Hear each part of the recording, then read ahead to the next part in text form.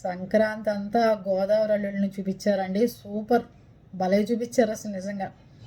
ఎవరైనా చేసుకుంటే ఇంకా ఆ రీల్స్ చూసి, ఆ వీడియోలు చూసి, ఫోటోలు చూసి, పేపర్లో చూసి, వార్తల్లో చూసిన తర్వాత గోదావరి జిల్లాకు అల్లుళ్ళు అయిపోవాలని ప్రతి ఒక్కడి ఆశ ఉంటుందండి. కానీ 200 రకాలు, 700 రకాలు, 1000 రకాలతో భోజనాలు పెట్టారు అని చెప్పి తెగ చూపించేసి అల్లుడిని తెచ్చి గొలుసులేసి, కూతురికి గాజులు వేసేసి పెద్ద పెద్దగా చేసేస్తున్నారు. నిజంగా మా పిల్లలిద్దరికి కూడా గోదావరి సంబంధం చేస్తే పోతుందేమో అనిపిస్తుంది. మీరేమంటారు? గోదావరి జిల్లాకి పిల్లల్ని ఎత్తుక్కుందామంటారా? అంటే మన కృష్ణా గుంటూరులో ఇలాంటి మర్యాదలు ఉండవా? అల్లుళ్ళని బాగా చూసుకోమా? ఏం పెట్టలేదా?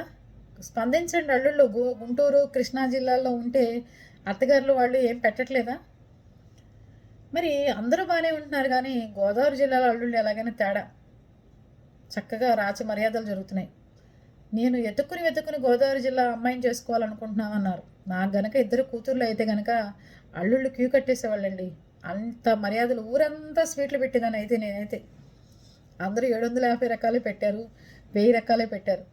నేనైతే ఒక జిల్లాకి సరిపడా స్వీట్లు పెట్టి, ఇంకా పెళ్ళికొడుకు నడిచి వెళ్ళలేక, కారులో వెళ్ళలేక, తిరగలేక, కారులో తిరుగుతూ ఇంకా ఆ స్వీట్లు ఒక్కొక్కటి తింటూ ఉండేటట్టుగా ఏర్పాటు చేసేదాన్ని. తర్వాత హాస్పిటల్లో చేరతాడు ఏదో తర్వాత సంగతి, కానీ అంత ధూమ్ధామ్గా అయితే నేను గోదావరి జిల్లా అమ్మాయిని అయి ఉండి నా కూతుర్లు ఉంటే మాత్రం అంత భారీగా ఉండేది. కానీ కోడళ్ళు వచ్చినా కూడా అలాగే పెట్టాలని నిర్ణయించేసుకున్నాను. నిజంగా అండి, నాకు గనక కోడళ్ళు వస్తే మా పిల్లలకి పెళ్ళిళ్ళు చేసుకుంటానంటే ధైర్యం చేసి, వాళ్ళకి మాత్రం మీరు అన్నట్టుగానే ఈ రకంగానే బలానా వాళ్ళ పీపుల్స్ టీవీ కోడళ్ళకి ఆవిడ ఎలా చూసిందో చూడండి అని మంచి వీడియో చేసి మాత్రం పెడతాను. ఓకేనా? అలా ఉండాలి కోడళ్ళ మర్యాద, కోడళ్ళకి మనం ఇచ్చే మర్యాద. ఓకేనా?